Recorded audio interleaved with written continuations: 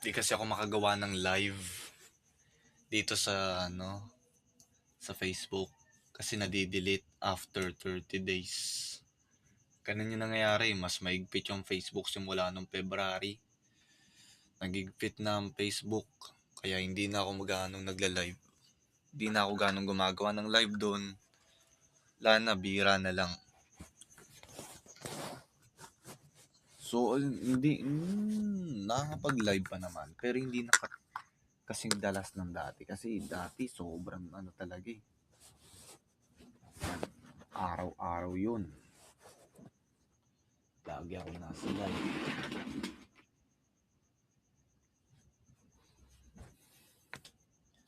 Kaya nga ako pinagigihan ko, di ba?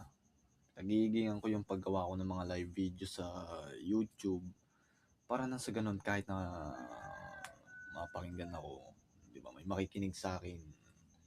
May makikinig sa mga pinapanood kung mga video, di ba? May nagtuturo ko minsan eh. Umaga yung paraan ng pag-iisip ko iba.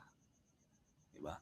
Minsan napupunta sa ganitong usapan, minsan naman sa ganito, minsan naman sa ganyan, minsan naman sa kay ganito, kay ganyan, kay etc. Ganon.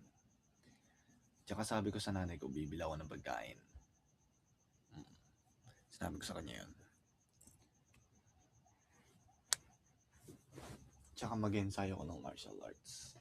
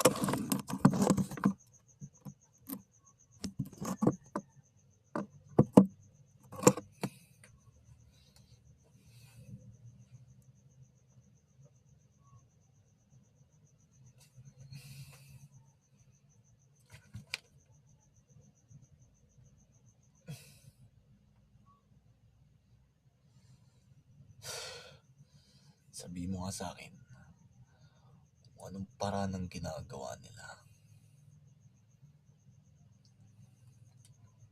Malaksyong eksena na naman ba?